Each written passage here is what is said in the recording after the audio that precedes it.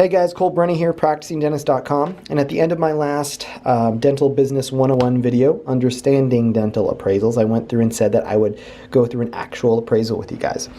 And this is from Steve Lucht, a guy in Minnesota here who gave me permission to use this as an example. He's a great guy, puts together some great valuations and transition material for dentists. So I'm going to go through. This is actually an appraisal from one of the practices I purchased. This was a goodwill purchase, meaning I just purchased the patients, not the actual business itself or the practice. It closed, and we moved the patients into our practice, Ivory Dental in Minneapolis. So understanding an appraisal as a dentist, I think it's important. I think you should have a great dental team, CPA and attorney, but you're going to go out into the world and you're going to find options. You're going to talk to brokers, you're going to do a practice search, you're going to talk to business owners, and you're going to find a practice that fits your dream, and then you're going to ask for an appraisal. And I think it's important as dentists that we know what we're looking at. An appraisal is the under-the-hood breakdown of all the financials and the business material for the practice. Basically, it says how hard are you going to work for what you take home at the end of the day, what potential exists to make money in the practice, and what risks exist. So it's important because when you compare appraisals for each practice you're looking at, it tells you a lot about what your future practice would look like, what you're going to have to do to change it, and it's going to give you a lot of information to compare to see what fits best with what you want. So with this appraisal, every time you get appraisal, you're going to get a sheet that says basically the valuation methods. They're going to go through, they're going to value and put a price tag on the practice based on a couple numbers and calculations that they make. And what you want to do beforehand is get a spreadsheet breakdown from the broker or the dentist just about the big picture view of the practice. Where is it? How many active patients do they have? How many days a week is the dentist working? How many days off? What are their fees? How many staff do they have? How many rooms and ops do they have? Things like that. Get a big picture view of the practice. What's it like? If you've been there, take some pictures. Where's the location? What does the inside look like? How is it marketed? Is it branded? Or are those things you're going to have to do after you buy the practice? If you ever have to market or brand or really build up practice, you should probably put it at not the high premium end of a purchase price, but you should see it as opportunity, ways you can improve the practice and make it even more profitable. So when you go through an appraisal, you're going to have a year, it's going to show you active patient numbers, it's going to go through and talk about assets, so what should be a breakdown on what's in the practice that you're buying in terms of equipment and things like that. Accounts receivable, it should talk about how much is billed out right now waiting to be collected. It's going to go through an asset model. So in these methods here, you're going to see method 1, method 2, method 3. These are the formulas that they use to calculate numbers, and they average those to get basically the practice sticker price that they put on it. So asset model has to do with buying assets of the practice. One of the things you need to understand is goodwill, and goodwill basically means the patients that you're buying or the charts that you're buying, the relationship that that dentist has with their patients has a certain value on it. And usually it can be calculated by a specific number, dollar value per chart. And that goes into the formula. They'll also do annualized production. So the numbers and production and collections, you basically want the net collections. How much do they take home at the end of the year, not how much they bill. That's important to understand too. When they bill a certain amount and write off a certain amount, they're doing that because patients are paying or because insurance, PPOs are causing you to write off a portion of your fee. So in the end, that leaves you with the net production or collections number. So they're going to do this over 3 years. You're always going to want to look at these over 3 years because it identifies trend. Is the practice going up? Is it staying flat? Or is it declining? So declining is a red flag that we want to identify risk. It's a risk because we want to know why are patients leaving? Why is the production going down? Is the dentist sick? Did something happen? That's a risk, and that should impact the sale price of the practice as well. So always look at it over 3 years, and they're going to crunch those numbers. And at the end, they're going to get a sticker price. So in this case, it was $211,000. I knew that because I wasn't keeping the business as a standalone business, I was going to close it and absorb the patients into Ivory, our practice in Minneapolis. I knew that I wasn't going to pay this much. I knew the patients were worth a lot because the dentist was a great dentist. He had a great relationship. So I decided pretty much that I was going to use this as a ballpark. and I was going to look at the goodwill price of a practice for us. So I calculated that based off of a number of $75 to $120 per chart. That's kind of the spectrum. The type of practice when you're valuing goodwill is going to be a price per chart. But for someone going out and buying a practice, where they're going to walk in, keep it open, make some tweaks and revamp it, but basically keep it as a standalone business, this sticker price gives you a ballpark. And so they'll give you that. One of the things that you're going to want to do is look at how much the doctor took home. You're going to want to look at things like overhead. So you want to know, of that total production number or collections number, how much did the doctor actually earn at the end of the day? Because overhead's a huge deal, because it tells you how hard you're going to have to work for the money you take home. Whether you're high-flying $1 million practice, which if one dentist is doing $1 million, that's a great high-quality practice usually. But if his overhead is 80%, meaning 80% of what he produces goes to expenses, he's only taking home $200,000. Or say you had a practice that only produced $500,000, but their overhead is 50%, that dentist would actually be earning $50,000 more than the dentist running the $1 million practice.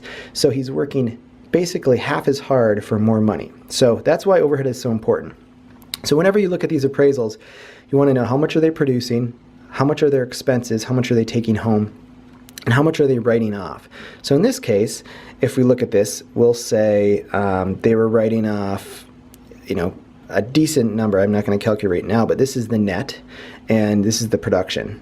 So maybe 30% write-off, which is significant, probably because of PPO fees, PPO write-offs. So you need to know when you're buying and taking over a practice, how much you're going to have to be writing off. How much are the hygienists producing? How much is the dentist producing? What type of procedures is he doing?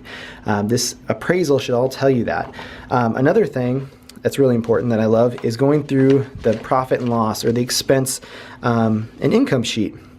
And basically, there's certain percentages that I can give you that are ballparks for quality practices. So we take this as a percentage of the collections.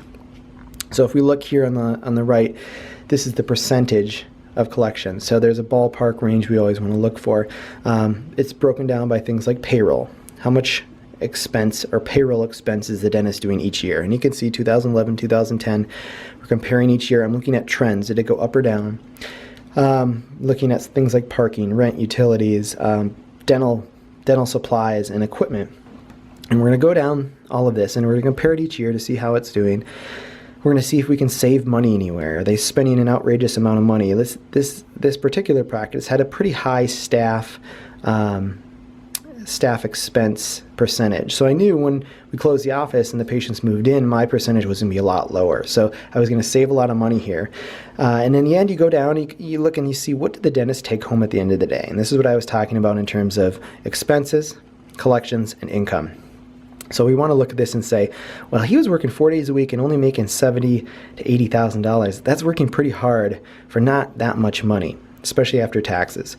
But one thing to realize, as an associate, you guys are going to be unable to write off a lot of expenses that you can as a business owner. So if you look back on the expenses, you might notice things like your liability insurance, and maybe health insurance, and retirement accounts. So make sure you see those in your expenses and know that they're probably factored in the income. So the income might actually be higher when you add in or add back those expenses. But very important. So look at the profit and loss, look at expenses, compare them to average numbers, see if there's any risk, see if there's any opportunity. So I always harp on that with clients, coaching clients. We want to always identify risk and identify opportunity. So is the risk things that we can't change? Because if we can't, then it's going to be difficult to make the practice better, and it might not be the right choice for you. But if it is things we can tweak and change, and from a business perspective, make the practice better run, more efficient, you're going to make more, work easier, be happier for the amount of income you're going to take home at the end of the day. So here's an example that I did. I love marking these up. So I go through and I ask myself questions. Can I raise the fees? I want to know what the fees are at this practice. If they're really low, I always advocate and tell dentists that we need to raise our fees into probably the 80 to 90th percentile. So can I raise fees? That's going to increase my number.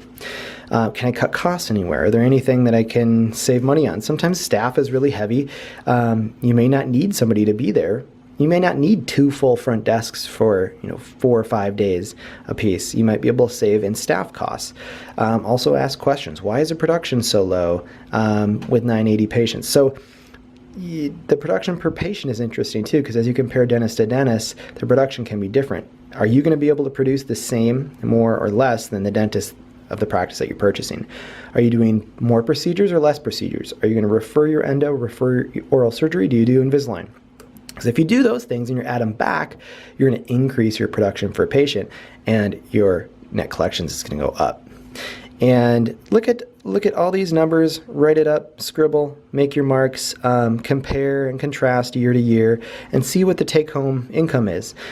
Calculate too, if you take your expenses and you calculate what you think you're going to save, and then you look at your revenue and you say, well, can I do this much or more or less?